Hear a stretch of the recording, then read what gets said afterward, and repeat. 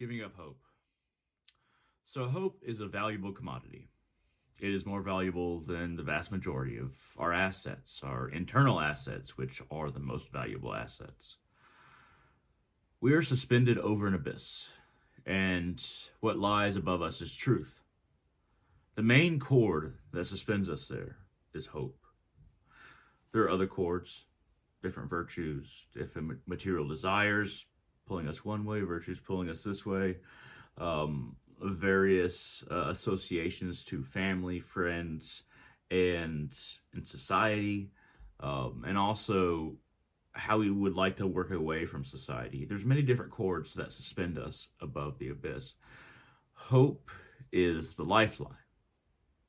And once you cut it, once you stop imagining that you can be beyond where you are, you won't fall immediately into the abyss. It will be a gradual process. Though hope is a thick singular cord, all these other cords are suspending us. But once we suspend of hope, once we get rid of it, once we decide there's just too much pain to continue to have hope, that's when the first and biggest cord is cut. When we start losing faith and becoming something more than we are, and understanding more than we are, and expanding our love for others, ourselves. The opposite of righteousness is anger. We go through a lot of anger in our lives. It chips away at us because there's so many different forces that we feel cause us anger, cause us harm, and then we get angry at it or them. This depends on if it's an internal or external force, but that's just the way we describe it. Really, everything's internal. How you process things is a choice. So, as we're suspended between the abyss and truth, a great snake lies in the abyss, ready to swallow us whole. Time. Black and white mice play upon our cords, good and evil actions. And a great eagle sits above us, waiting to carry us further. But if we're not ready, it can be a frightening thing. And there is something else. One of the frayed cords that bind us, tied to various things, has a piece of cord very near to us. It's just an extra binding. It doesn't actually tie to anything else. It doesn't actually hold us up.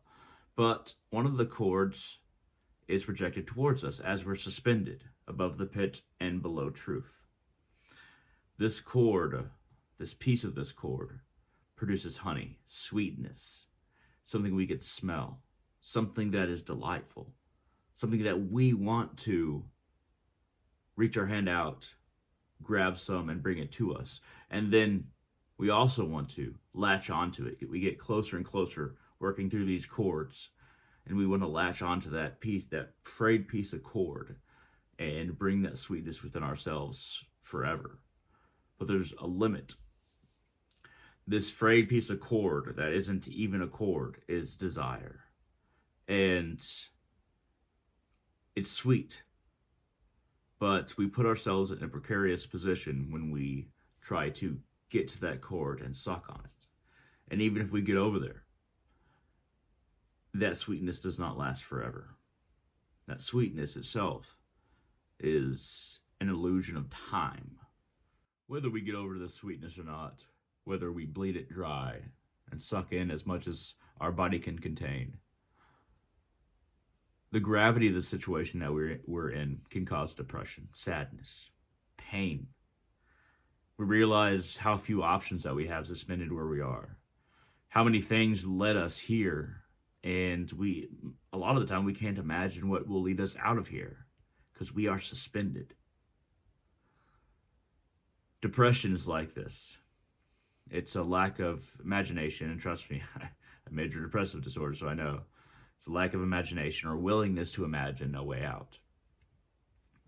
The effort itself is always more valiant than imagining that there is no way. And finding our way up to the truth need not be a climb, but a realization of how to climb toward the truth.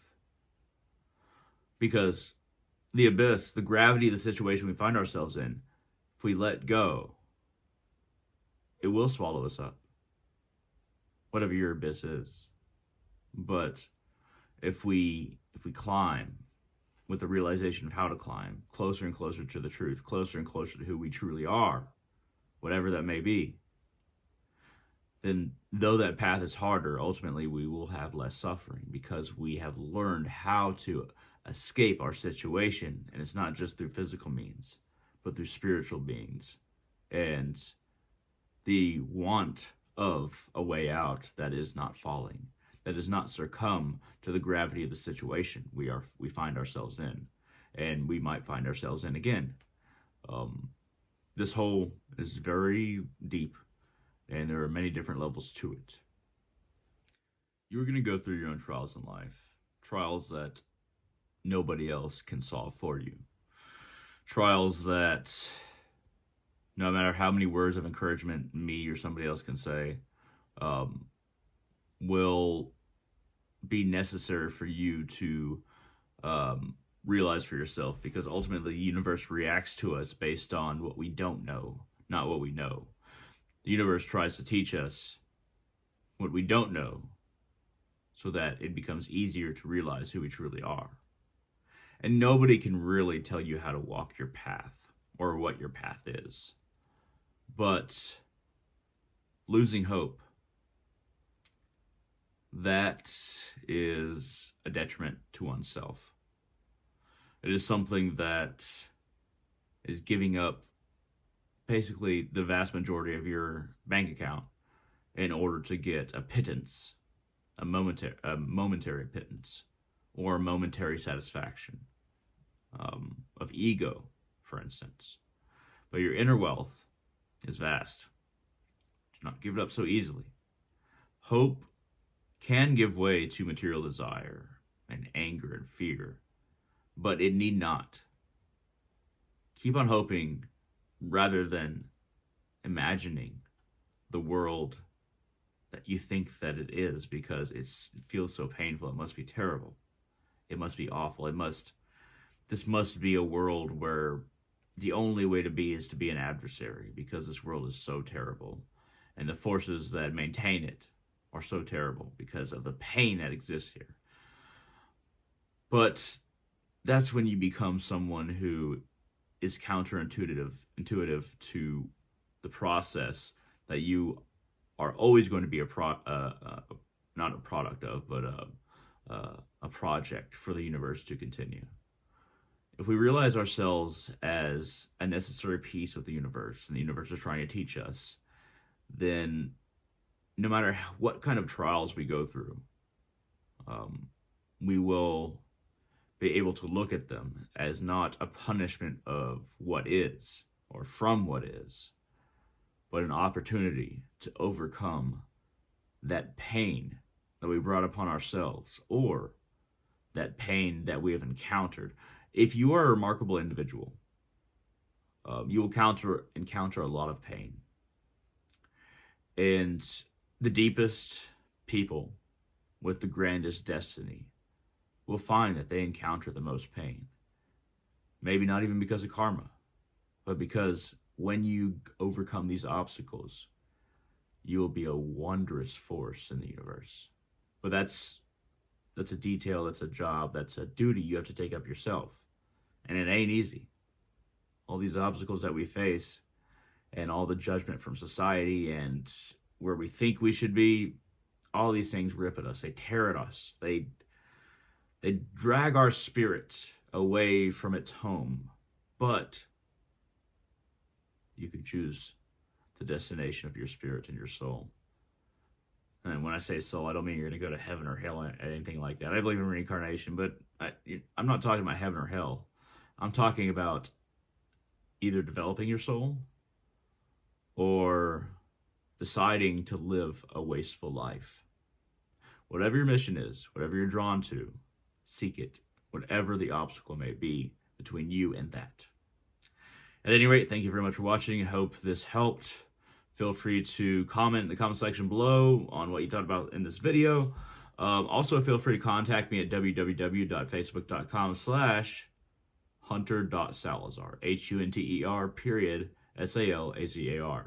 You can message me if you have any ideas on things like this, if you enjoyed it or you want to ask a question. I'm generally open to anybody who wants to communicate. At any rate, thank you very much for watching, and I hope all of you have a wonderful day.